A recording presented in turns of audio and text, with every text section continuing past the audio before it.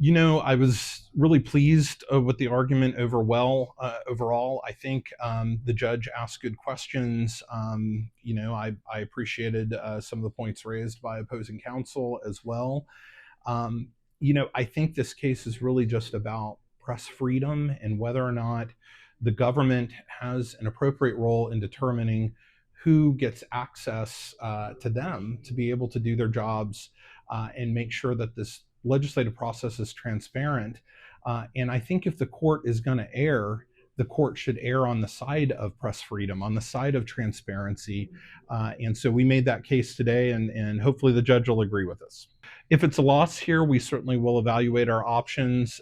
We don't have a lot of time before the end of session to be able to do a lot, but we can, we will certainly evaluate the court's order and then make the best decision we can in light of the importance of this issue and in light of the process that's available to us. The main case that we cited that's out of the Ninth Circuit, which is binding here on the court in Seattle, involved a reporter that had attended a press event, and the court, and I was surprised to see opposing counsel cite from this, actually noted that this is a weak measuring stick on whether or not a reporter is independent.